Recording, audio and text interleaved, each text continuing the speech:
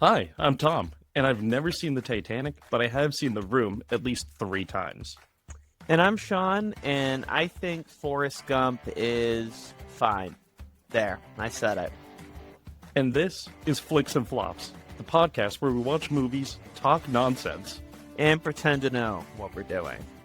Grab your snacks, lower your expectations, and let's ruin some cinema together. Because nothing says film analysis like two friends arguing over whether Nicolas Cage is a genius or just bored. All right, everybody, welcome back to another episode of Flix and Flops. So Sean and I went and saw the new Fantastic Four First Steps. And Sean, I gotta be totally honest right out of the gate, I thought it was really well done. I know you did too, but Yeah, off the bat, it was funny, right? Like, we're kind of, in those first 10 minutes of the movie, obviously, you can tell they've kind of started to get more of the soul of the characters. I mean, you're getting kind of right off the bat, it's not going to be as kind of cheesy as the '05 and '07 movies, but you can tell that. And I mean, we're not going to even pretend fantast four stick, Fan whatever you Four call it, Stick, fan four stick, like even you mean exists, say that again? but like you can kind of tell the whimsy right off the bat. Like, one thing I was very interested that they went with, which they kind of went back to the Marvel period piece type of approach where they're like, okay, we'll do it in this like alternate 1960s world, which like isn't to say they haven't done period piece movies, because obviously the first Captain America, I mean, even Black Widow, um, Captain Marvel, list goes on. They're not like strangers to doing it, but I think this is, for me, the most effective they've done like a period piece movie since that first Captain America. I don't know if you agree with me on that, but I mean, here's the thing. It, I had to start that somewhere. I know, I totally agree with you, though. I think it was really cool seeing that kind of retro futuristic vibe, which I'm a huge sucker for anything like that. I love the whole aesthetic of like, it's got the old TVs, but everything is so beyond futuristic that it just, the clashing dynamics of it really are something that I enjoy.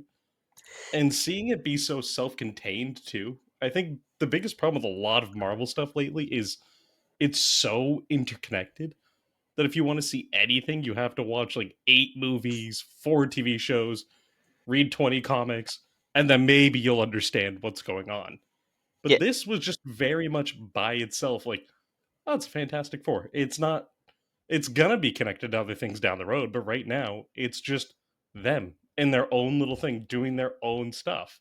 And I thought it was good to have that. it is good to have that, because if we think in the back in the Infinity Gauntlet, whatever that saga was called, the whole saga, right? The first movies of these separate franchises, whether it's Guardian of the Galaxy, Iron Man, etc. They don't like, you're not going into the movie having to like do like a whole Pepe Sylvia ass like, you know, Well, um it's all connected. scavenger hunt to like have pretext of the movie. You just dive into it. If anything, and I said this to you like pretty early on when we were watching it, I was like, "Oh, it's interesting that Marvel is going the exact same approach as Superman did, where they're basically throwing you right into the action. We're not. I mean, they in this they show you like them on the ship, but we don't actually. I actually thought it was great that they didn't show the exact moment they get hit by the rays. Like, that's the Fantastic Four equivalent of like, you know, Uncle Ben dies. Yeah, like the generic ass thing. Like, we don't need to get them see them get hit by the cosmic rays. It's been in every single one. I mean, Fan Four Stick's version of that was um I mean, it was terrible, but yeah. credit to that movie when it came out.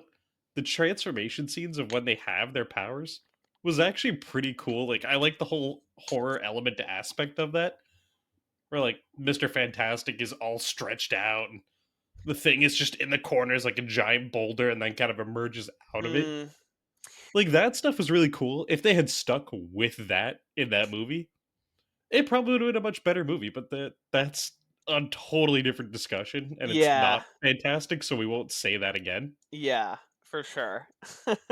No, it's interesting. It's interesting with that one too because arguably one of the parts that was like, "Oh wow, this movie's going a different direction," is like the body horror with Doctor Doom in particular. Like, dude's whole thing is like melted into like alien plasma silver nonsense. But speaking of good silver nonsense, it sat with me for a week.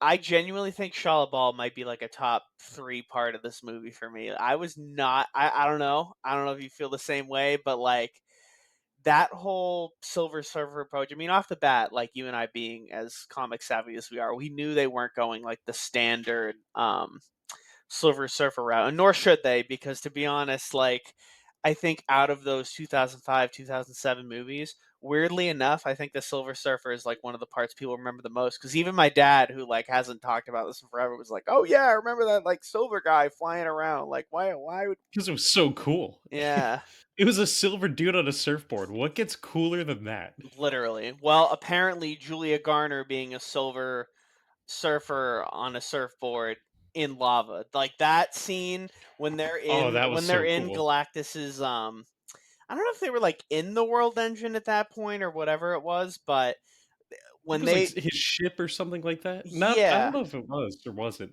It was. They just kind of showed up. Well, they showed up to the planet, but, like, I don't know. We're not quantum physicists discussing how the fuck Galactus gets his Not thing yet. into planets. We're getting there, right? Some might even say this podcast is our first steps into that route. But anyways, I'll see myself out. No, but So here's the thing. God, yeah, Tommy's been saying that for probably God knows how many times before, during, and after we saw the movie. So just to get you guys acquainted to that. But no, like I really like.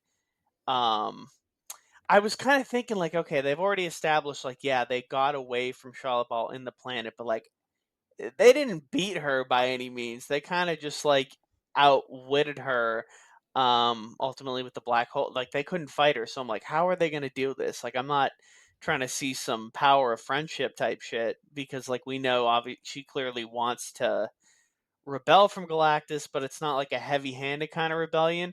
But him like oh my god, the Johnny Storm actually having a brain and translating the language is like such an interesting route to go with this movie. Which I had never seen that guy in any movie or TV show. So I was telling some of my coworkers about it, where I was like, "Oh, the movie was so good. I really liked it. The guy who played Johnny Storm was awesome." And apparently, he's been in Stranger Things. I haven't kept up with that since like season 2, so I'm way out of the loop on that. And everyone was like, "Oh, I know who this guy is." I went in totally blind about knowing him from nothing, and he was awesome. He played Johnny really well. And like we said before, having a smart Johnny is so good because he was smart enough to be an astronaut. He's not just like a womanizer going around and just being cocky all the time. He's smart enough to figure things out on his own. And I like that this movie gave everyone their chance to shine, and Reed kind of took a step back from everything. He wasn't the focal point of this movie per se. It was more of like everybody got to have their moment. He still did, but usually in a lot of the other Fantastic Four movies, it's like Reed's always front and center. It's always Mr. Fantastic. He kind of took a step back in a sense. Like everyone else had their time to shine. Yeah, I think that's kind of a repercussion of the '05, '07 movies, right? That everyone kind of thinks, okay, it's the Mr. Fantastic and Friends show as opposed to the Fantastic Four. I mean, don't get me wrong. We all know he's the leader of the team. Like, I mean, um, the Venture Brothers does a really funny parody of that dynamic as well. So check that out. I'm not gonna dive into it too deep, but no, like the thing is oh god, and I hate I'm gonna say that so many times, but We'll when have a it tracker going of how often that and say that again is said. yeah, you should. I'm interested to see where we'll end up by this point of the podcast, even later on. But no, like I actually to I agree with you. I'm glad that they didn't just focus on him and almost kind of like overpowering him in a sense. Now, I think one of the biggest things I see for complaints of the movie is like, "Oh my god, he wasn't stretchy enough, yada yada." Like, dude, eh, that's such a misconception of his character. He honestly uses his brain more than the powers half the time. Yeah, Like, I mean, I was is he insanely powerful and like terrifying if he wanted to be? Absolutely.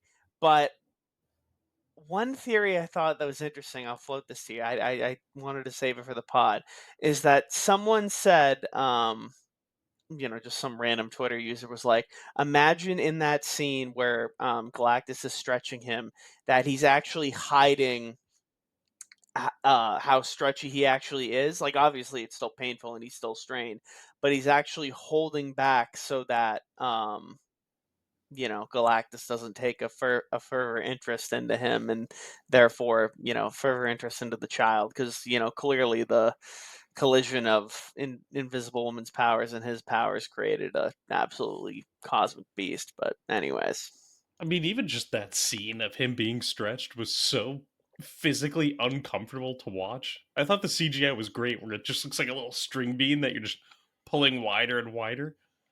And I don't know. I keep thinking, I agree with you that his whole main power is how smart he is.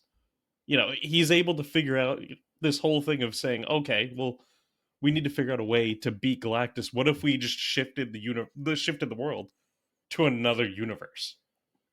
So I like that whole aspect of he's like racking his brain trying to figure this out because he's not the kind of guy who's going to go out there and always beat up on the bad guys using just like putting his arm a mile long into their face. He might, but he's so smart that he thinks of these things ahead of time too.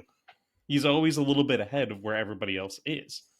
And I think everyone got that special moment too where Sue got that whole speech which was awesome of when she's holding Franklin and saying, "Hey, I won't sacrifice you all for my child, but I won't sacrifice my child for all of you."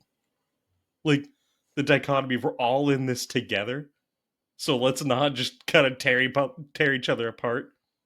And it fits perfectly well with that whole retro futuristic vibe too, where they're all building those the bridges, those like teleporters, and everyone in the world is working together, and they're like on those old news broadcasts with like the 1950s voice, like, "Oh, hey, we have achieved world peace." And they're like doing that whole thing, and I'm like, that fits in with the 60s vibe. That's like, oh, peace and love. Look, we're all working together for a common goal. Like, that's such a little part of the movie that I'm like, they nailed just that exact right aspect. But it was great seeing everyone. I think the thing was a little lackluster if they basically made him the dumb one and just be like, he just wants to punch people. That's all he does. Like when they're going to Galactus's ship and they're like, oh, if it's a big alien, can I just punch it? Like, and of course, I have a soft spot for Michael Chiklis's voice too, where it was so gravelly that it worked. I think Evan Moss. I can't even say his name. Evan Moss Backrack, is that Yeah. Backrack? So he's great. Don't get me wrong. I love him in The Bear. Great guy. It just felt weird to have the thing have a normal voice, just Mm, like the everyday kind of voice. It felt weird, but I will say the combination of practical suit at times and CGI worked really well for the yeah. thing. There were some scenes where I couldn't tell if it was CGI and if it wasn't. And that's the perfect blend of it. Like when he's pulling the ship out and he sits down and he pets the dog, that's a practical suit. Mhm. That he's in there, he's under all that stuff. But there are some other scenes where they're using CGI, like when he's got the sweater on and stuff like that. Mhm. That's all CGI. But the fact that it's hard to tell where that line is means that they did that so perfectly. Unlike, you know, I think it's hard to do CGI for Johnny. I Mhm. think especially that scene where it's him and the Silver Surfer talking to each other. It was so obvious that the CGI was not still ready for setting a man constantly on fire. It almost looked a little bit like clip art of fire was just all over him. I don't know if you thought the same way, but it was pretty distracting at that point. I just the emotional part of that scene was great. but I just couldn't stop looking and being like, that fire just looks so unrealistic. Mm. I didn't find it, I didn't have many qualms with his special effects, I think. I mean, I do like that this Johnny, kind of takes a different approach of like, okay, sometimes I'm gonna do the full fire thing, sometimes I'm just gonna use it briefly, kind of like how, he actually does it. Because I feel like at a certain point in I mean, we'll put it this way. What effects do you think was better, this Human Torch or Chris Evans' Human Torch? Oh, this by a mile. Chris Okay, Evans was okay. that was rough. Okay. Cuz I was going to say, like, I mean, do I definitely agree with you, like, that I don't know. I mean, in what world are we going to get to the era where special effects are going to make it not look weird to have a literal like human on fire all the time? It's a tough That's one. when AI just takes over everything at that point. Oh, great. Yeah, would hate that. But I mean, I think talking about both of their characters, right? The both of their portrayals, and I mean Joseph Quinn, like you said, fantastic job as Johnny Storm. I'd only really he's only really been in the industry for like 7, 8 years, and this is kind of like his first um big break. I mean, yeah, he was in Stranger Things season 4. Eddie Munson, I think, was the character he plays in that, and I mean, I'm excited to see what he does with the rest of his career. But I think both of them kind of embody the core elements of their characters while not trying to like hit it right on the nose. Like I think with the '05 and the '07 movies, I mean, like our Michael Chiklis and Chris Evans thing, and Human Torch fun to watch for sure. But they're also like almost like cartoon characterizations of the characters, like the core levels. Like, okay, let's make Johnny a womanizing moron, and let's make the Thing just a moron. And I did not get that vibe from either. I mean, obviously, this one Johnny's still a flirt, he's still a goon, like but like I mean, you he's gotta keep that element in there. no, I. That's what I'm saying. They both movies have the core elements, but this movie actually makes them feel more human and have more depth as opposed to literally in the '05, '07 ones, they're all just like I mean, would you even say Invisible Woman even has like a personality in those? Like No, they other just than have, like being Mr. Fantastic's wife? Like, no, I don't think she no, does. all they have is just I'll never forget that scene where it probably aged so horribly now, and it's a product of its time, where Jessica Alba is just like she appears and she's just naked, and they're like, "Oh no, we have to cover her up." Like that was such a weird like slapstick thing that they had in the original movies of that. That I'm glad we're not carrying that over, and it's like she's smart too. In this movie, she was also intelligent. Like Um, finally we get everyone being smart and not just well, she's the woman of the group. Am I right, guys? Like it was all focusing on their individual strengths.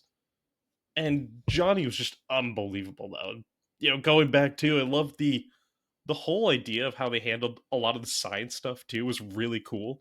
Like when they go faster than light travel and Johnny's trying to hit the Silver Surfer and the beam he's shooting out is warping along with the tube they're in. yeah. Oh my god. That whole scene was unbelievable. And it was so cool to have Silver Surfer like riding on these things. Like not just actually flying, she's surfing, literally surfing along. And it makes sense. Like it was really cool to see them try and figure out, oh hey, the beam is it's bending. What do we need to do to hit her? Well, we got it all like they're all working together to try and figure it out. But one thing that kept like it's in the back of my mind the entire movie. Everyone's always asked to do like one thing at a time, right? It's never a big thing. It's like Johnny, go hit Silver Surfer. All right, Hmm. Ben, keep flying. Reed, I'm just gonna kind of figure out things in my head. And then they get to Sue, and they're like, Sue, do literally everything. They're like, Sue, you need to make the ship invisible while you're giving birth. It's like they're like, Stu, we need you to do everything for us. We need you to push Galactus for us. And it's like everyone's literally has these little small things they're working on. And then Sue's like, oh, I'm over here just doing literally everything. They're like, oh, go raise the kid too while you're at it.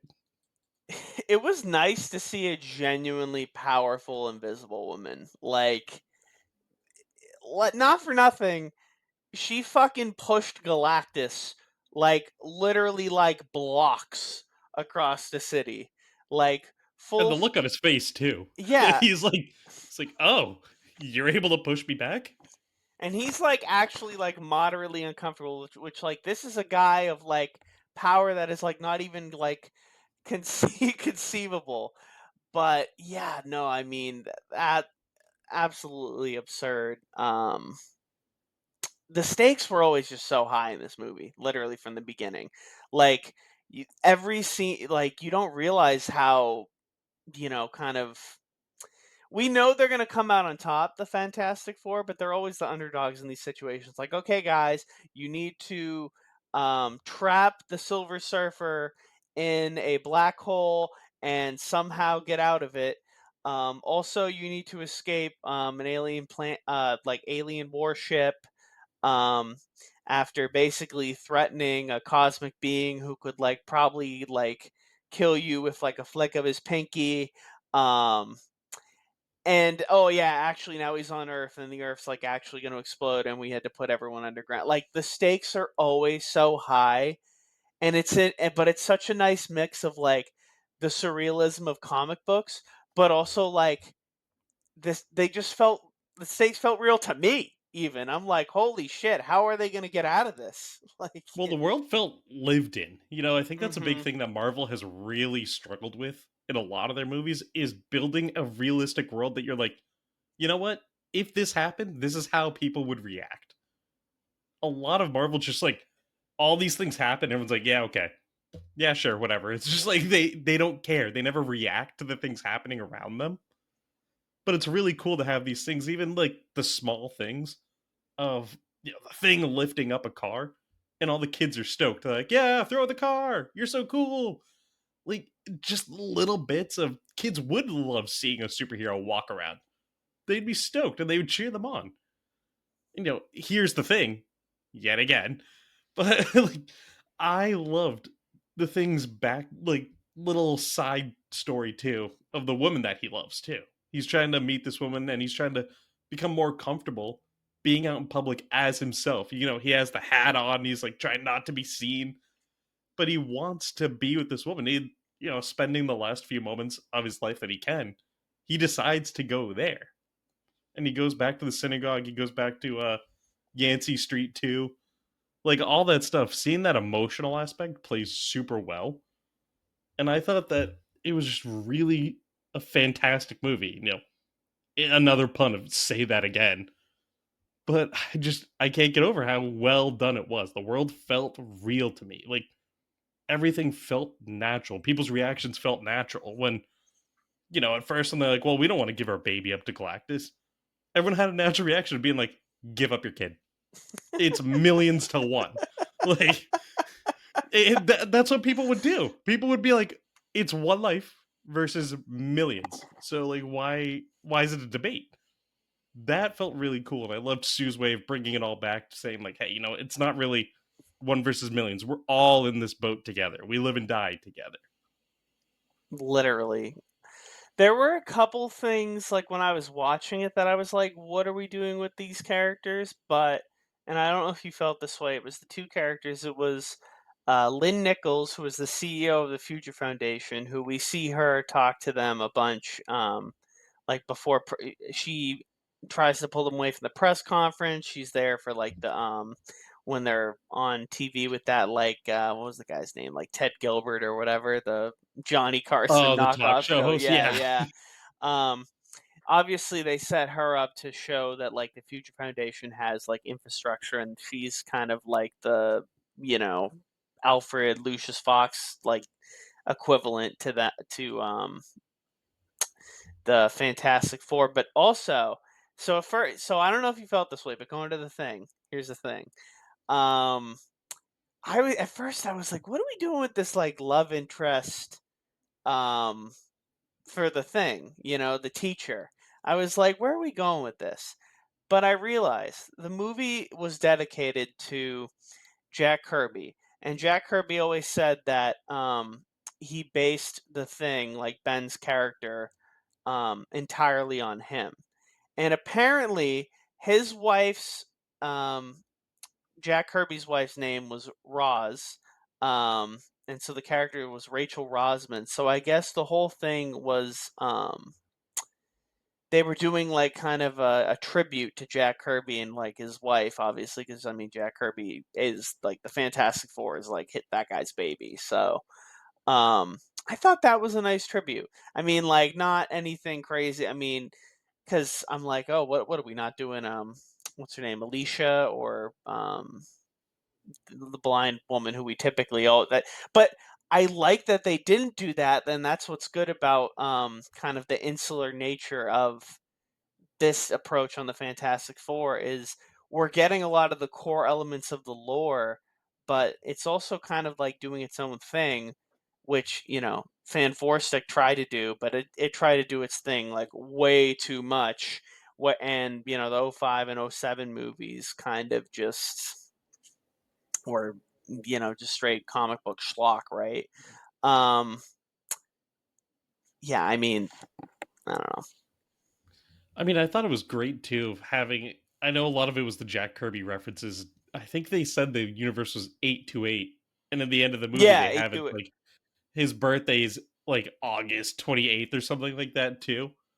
So they Mhm. were trying to do like a whole like, "Hey, this is for you" kind of thing, which is great. It's a really awesome thing. But it was unbelievable seeing a really good looking Galactus who wasn't a cloud. I mean, I remember the Rise of the Silver Surfer movie where it's just an actual cloud coming in. Like, it's nice to see him actually have a frame of reference of how huge he actually is, especially when he's like towering over the Statue of Liberty and he's like, "This is nothing to me." Like, and I don't know. I thought the inclusion of Mole Man was interesting. You know, I I don't know. It felt like they kind of rushed through part of the movie. They just wanted to get to like the point of saying, okay, they're gonna go and figure out who Galactus is. So they rushed through all the previous Mhm. villains where they were just like, it's Red, like Red Rush or whatever, Red Guardian, whatever his name was. And they're like, oh, they got rid of the Thinker and like all this stuff. They're doing those like 1950s news updates and they're like, Fantastic Four defeats another villain. And they show like all the newspaper clippings. I, I get it, but I would have liked to see. I'd like to have seen more of that. Like John Malkovich was gonna be in this movie, Oh, yeah. I was and he wasn't. I know, I was actually gonna get to that because the movie's, just under 2 hours, so they clearly cut some stuff out. I mean, they kind of went with the choice of sticking with Paul Walter Hauser's Mole Man, which I like that they show, that they can kind of work together with some of their, with some of the villains too. I like that kind of reminded me almost of, how in the flat like in the Flash's, what do you call it, rogues gallery, like he has like kind of some of these friendly relationships with people like Trickster. Like, I mean, obviously still a villain, still a thorn in the side, but well, actually not in this continuity of Mole Man, because they made Mole Man an ally, which I thought was cool, but only after like kicking his ass a bunch of times. I'm just Well, and that he has a crush on Sue. I feel like Yeah. that was heavily implied. That Yeah, he was oh, like, for sure. he's like Sue, you got it going on. If you ever leave Reed, you know where to find me. I'm underground and there's no sunlight. Facts. Yeah, no, oh my god, he was so funny. I like the what do you call it? The voice he put on for it was very entertaining. I just And the don't little know. glasses. I know. Where he's like, he never sees sunlight, so he's just like this all the time. So I agree with you that that part felt a little rushed. There were two parts of the movie that felt a little rushed to me. That part felt a little rushed to me, and then some of the Galactus big city fight preparation also felt a little rushed to me. But where would they have fit Red Guardian in? Like, when you look at this, like that, not Yeah. Red Ghost. Red Ghost is the Red Guardian is the Shostakov, David Harbour. The Oh yeah. Red Go. Everyone's like Red Ghost or Guardian Red something, so that Yeah, does not help. But no, I yeah. think the movie would have been a Where would little they have too fit that? much. That's what I'm saying. Like, Yeah. I don't think they would have been able to fit that in cleanly with what they were trying to do. I mean, and that's the approach of them going it kind of into this like mid-action thing. I mean, like, once Galactus says the planet's time to go, like, what are we going to put in between there? Like, we know he acts fast, so obviously that's going to be the focus of the whole movie from there. If they had found a way to transition to that later on, which some of the other ones kind of had done, then maybe. But I don't know. It kind of sucks they cut him. I would have loved to see him. I mean, I mean, he's such a great actor I mean, that it's like it's so bizarre to be like, we have John Malkovich and be like, yeah, no, let's cut that, cut it, cut it, cut it. but I do have John Malkovich Russian character fatigue, to be honest. Like, they kind of started in I think Rounders was the first movie they had him do that in, and then he's done it a million times since. Actually, the show Billions. He was like a guest character on that for a while, and he literally was like hamming it up so hard. So maybe in some ways, I think, which I mean, in all fairness, it's John Malkovich. It would have fit with the vibe of this movie, but I don't know where they would have put that where it wouldn't have just felt like rushed or like a kind of like weighing down the rest of things. So I don't know. I like how they kind of what they ended up choosing. I mean, I heard there was like other people who also got cut out as well. Like I know he was like the main one, but I don't I know. mean, they did a good job though too when they're going through that kind of rapid pace when they have the scenes of like, oh, Johnny's sucking up all the fire, which was really cool to see that aspect of Johnny. Not that he could just set things on fire, but he could absorb fire into himself. So having that, and then them showing Mr. Fantastic beat the shit out of apes, that was pretty cool too. Like that's part of the Red Ghost stuff that he has all the apes. So when he's like kicking them off the launch pad, it felt a little quirky, but I'm like, you know what? It's still a comic book movie, so you have to have that somewhere. Like an elastic man drop kicking a gorilla into water is gonna look ridiculous no matter Mhm. what you're doing. But I'm glad they leaned into that aspect a little bit with that. And of course, you and I looked at each other in the movie too when after Franklin's born, Reed's like, "You're not going to become a super powerful space god, are you?" We're like, "Uh, Does he know? does he know?" Does he know? Oh god. Speaking of that, and you had a lot to say about this when that happened, or when right after we watched it rather. His speech to Franklin, who obviously doesn't understand, where he's like, "I don't want you to become like me." Like, I the darker edge of this Franklin was so refreshing to see. I mean, I don't think we're getting a straight up The maker out Maker. of him. I am a big subscriber to the Make Miles Teller the maker vibe. I think he would He be just starts stretching his head backwards. Like, I would love to see that. Actually, speaking of previous Fantastic Four people, um, the four actors from the shitty '90s one they did to keep the rights actually made cameos like oh, throughout the movie, which was pretty cool. that movie. I don't know if you've ever heard this story, but apparently Stanley was at a Comic Con and he asked people like, "Oh, you're all fans of Fantastic Four?" And they're like, "Yeah, yeah, yeah." He goes, "How many of you have seen the Fantastic Four from the '90s?" And a few people raised their hand. He goes, "You're all under arrest. That movie was never released, and you can only pirate it." It's true. like, It's true. like, but it's so that movie. I've seen it before, and honestly, for the budget they had, it's not as bad as you think. They worked on nothing just so they could keep the rights to that movie. It's like $12 a hamburger is what they had for a budget, and they still somehow made it work. It looks ridiculously stupid, but given the money they had to make with it, it could have been a lot worse. But that was just a throwaway thing anyway. Uh huh. But I think one thing that I really loved for this movie was the soundtrack, actually, too. The score for it was just unbelievable. Like, the whole Fantastic Four theme is incredibly catchy. Like, I can still, like, hear myself kind of humming it sometimes. Where I'm like, Fantastic Four, Four. because it just works so well. And, like, it fits in with that whole vibe where it seems like something that would be in the 60s.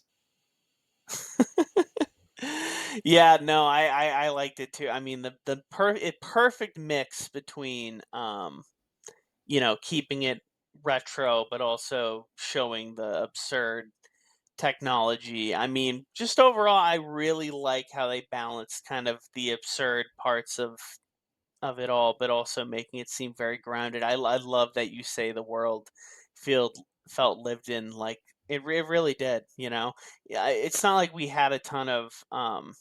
What's interesting about this compared to Superman is this didn't have a ton of side characters. I mean, really, we're kind of working with the core 4 people. Fantastic Four. Yeah, you can say Say that. that You again. say that. Oh my god, I hate you.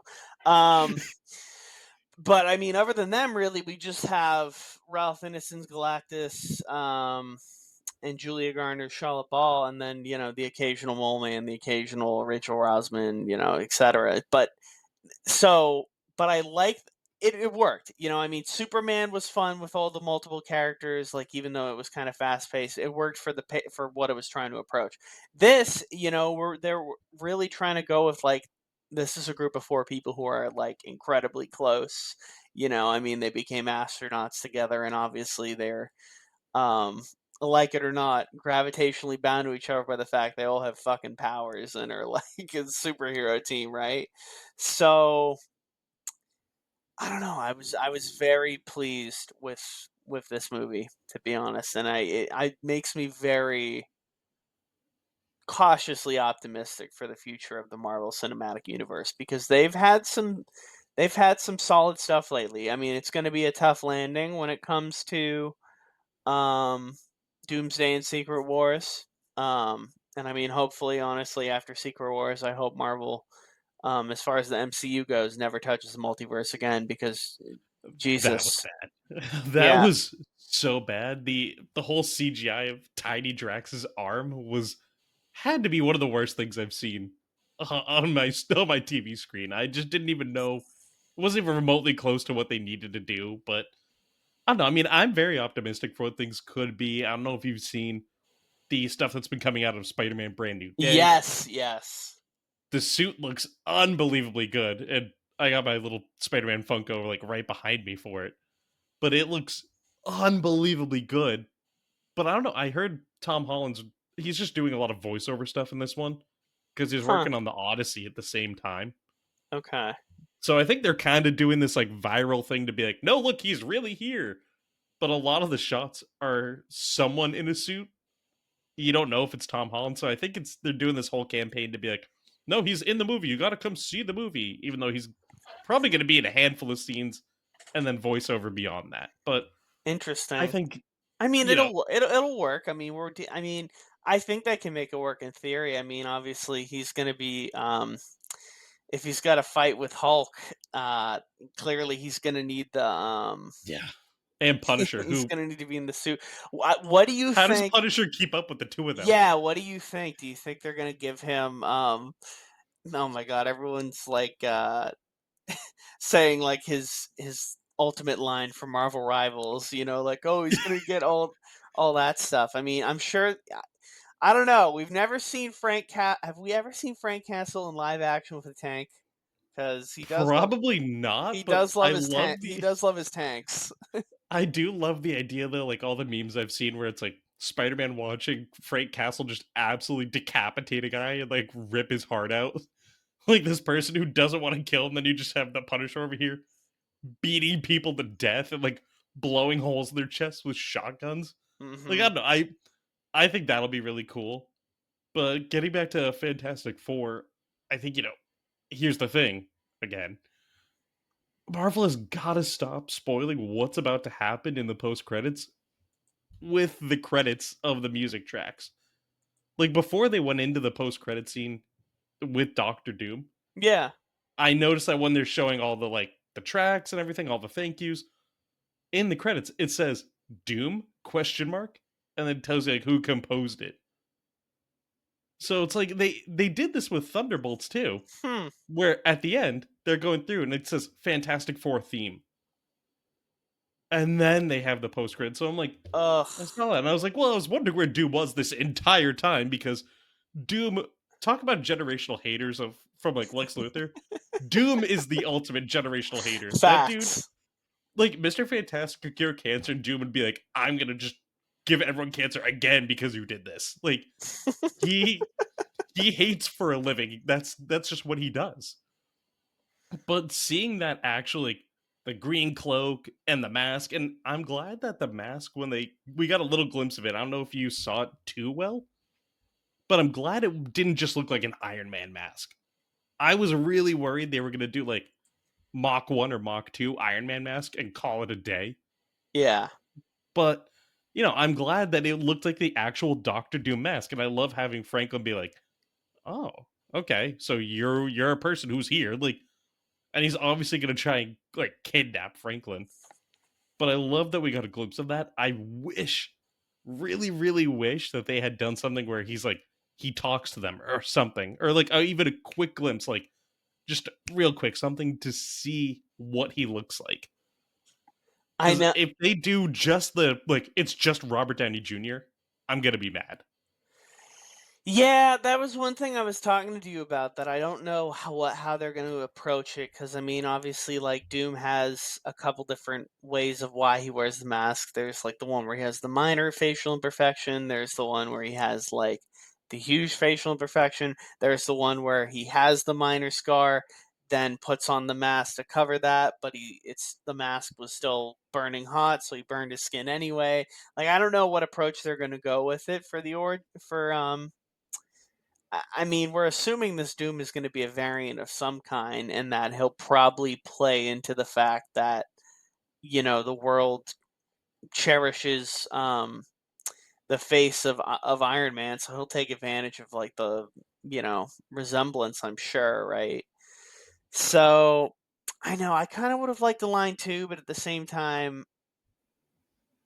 I'm kind of glad they didn't. I don't know. I'm interested because I mean, I think they could have are gotten we? away with even something small of him being like, they grow so fast, don't they? Like something Mm, like just something so we could get a sense of what it's gonna feel like. Because if he just reads it like it's Iron Man, you know what direction they're kind of taking this in. Then you know that Robert Downey Jr. got the bag, and he's like, I'm just gonna do the same thing all over again. mm-hmm. I mean, we're getting Brand New Day, July 31st, and then Doomsday comes out December 18th. I mean, Marvel's kind of scaling back on like releasing a ton of movies at a time, which thank God. Like what are you Yeah, what are you they had doing like here? 4 shows and 3 movies in a year, and I'm like, I can't keep up with this, and they're Yeah. not good. No. They're It's not. one thing if they're good. No. But I don't know. I this movie was very very solid. I'm glad to finally have like a good Fantastic Four movie. Will we ever get another good one again? Well, time will tell. But at least finally, it only took fifth time's the charm. I think so. Yeah, that's what they say. That's what they said about me like going through school anyway too. Yeah. So, it's all the same, really. You just got to keep trying and eventually, what's the saying? You throw shit against the wall, eventually it sticks, right? Like eventually you're gonna get to a point where it's a hit. And I'm glad that they got to this point. I mean, I had a great time with it. It wasn't perfect, but it was No. much better. I would say it's the best Fantastic Four movie that we've seen. Easily. Easily. I don't even think any of them come close. But now we have the next movie we're looking at. I don't even know how I'm gonna make it through that movie, man. I'll be totally honest with you. Do we want to tell them or do we want to leave them wanting more? What do you think? I think we can say, and it's because a lot of people have heard about this movie too. I mean, it's become a phenomenon because it's so terrible. It's the Amazon Prime 2025 War of the Worlds. Starring I've not Ice heard of. Cube. Yeah, starring Ice Cube, so you know it's bad because that man. Name me name me 2 good movies that Ice Cube has been in, and that aren't 21 and 22 Jump Street. Off top, hard to say. Hard to say. Like that one is gonna be bad. And I haven't heard good things about it, and I'm already just mentally bracing for that. Literally, I don't know. Oh well, Boys in the Hood. We can't be mean to Boys in the Hood and Oh Friday. my god, how did I forget that one? Yeah, it's a great Ice Cube movie, but it's gonna be horrific. I mean, any movie that's under like I don't know 7-8% on Rotten Tomatoes is so, like, horrifically bad that you'd be, like, doing yourself a disservice to, like, not watch it. Like, it takes a lot to get to let alone a fucking 0. Like, 0% on Rotten Tomatoes debut. Like 0 is a goal I've set for myself to one day make a movie that gets 0 on Rotten Tomatoes. you'd literally have to admit that you're making something that's universally hateable. It's honestly an achievement when you think about it that way. It's like that scene in Fantastic Four. Everyone's coming together on one common goal: to hate that movie. It's true. And then we'll transport it, somewhere else, preferably out of our minds immediately after Oh, finishing the podcast. But so we're gonna watch it for you guys. We're gonna it's do gonna take so much therapy to forget that. it. Oh man. Well, what would you rate the Fantastic Four? We didn't do a rating last time, but if we had to sum it up. I mean, I want to say I'd give it a Fantastic Four, but I would give it. I'd give it like an 8. I thought it was 7.5, 8. I thought it was a really well done Yeah. movie. I feel like if it's a 5, that movie's I feel like a 5 is average. A lot of people look at a 5 and think that's terrible, but if you're doing out of 10, 5 is still a It's watchable movie. yeah. You know, but I think it 7.5 to an 8 Okay. solidly is where it stands. What about I'm you? I'm gonna go with an 8.25. I'll get Oh, weird with you're it. going into quarters? Yeah, we're going into quarters in this bitch. No, it was yeah, I was expecting it to be solid.